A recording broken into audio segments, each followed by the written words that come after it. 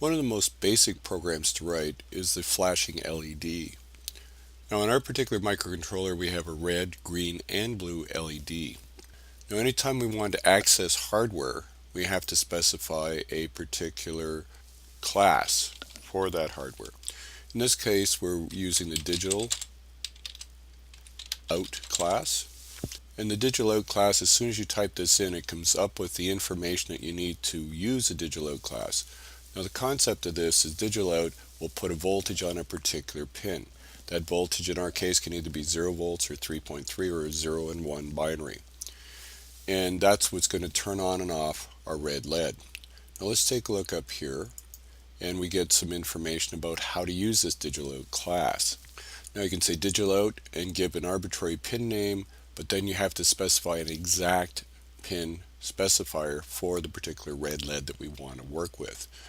Now we can do that, and we can also specify a value of either 1 or 0 to be 1 would mean it would be off to begin with, or 0 would mean it would be on to begin with, so we have a couple options here. Now notice that this DigitalOut information came up here, but it also opened up all of our classes. Now we could have got this same information just by opening up classes and going to DigitalOut and double clicking, and it would have given us the same information. So we've got DigitalOut. Let's just put in the other stuff. Now the other thing that we need to know is the actual pin names that are recognized for the Freedom K64. Different boards will recognize different designations or symbols. So these are the pin names that are recognized by the K64. LED underscore red, all uppercase, or PTB22, which stands for port B pin 22, would be a red LED. One of the original naming conventions was capital LED 1 for the red LED. So any of these we can use. And you can see there's a number of different diagrams where this is the old standard LED 1, LED 2, LED 3, or port B pin 22, or LED 1. Each of these things will allow us to access the red LED. So the format here again is DigitalOut, give it an arbitrary name, and use one of these designators here for our actual red LED.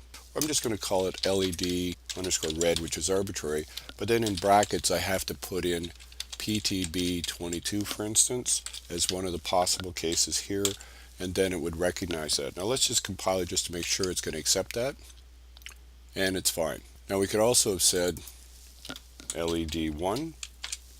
Let's compile that and make sure that's fine as well. Or we could have said here LED underscore red, all uppercase, and any of these designators would work for our red LED.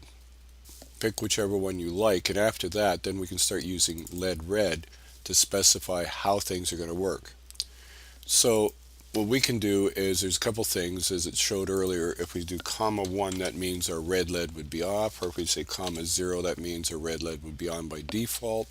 Or in our code itself, we can actually use the label that we've given ourselves, LED underscore red equals 1, which means we're going to start with our red LED is off. Then what we're going to do is set up an infinite loop. Now you can use while 1 or forever like this. And what we're going to do in here is say LED underscore red equals LED underscore red again, but we're going to put an exclamation mark in front of this. What it's going to say is our red LED is going to be whatever it was before inverted. So we started with it being off, this will turn it on, and then the next time to loop it's going to turn it off, turn it on, turn it off.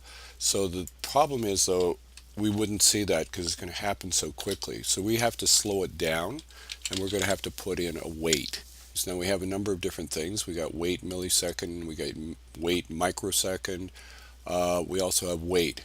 We have a number of ways to do that. I'm going to use underscore ms and specify 500 to give ourselves a half a second, but we could have also put in here wait 0.5. Either would be good. So you can pick whether you want wait millisecond 500 or wait this. I'm going to use the 500. And let's just make sure again that when we compile our program it's going to work, and we're good to go. So this is going to cause our LED to flash every half second. It's going to start with it being off, turn it on, Wait a half a second, turn it off, wait a half second, and continue on. And this is what you're seeing here.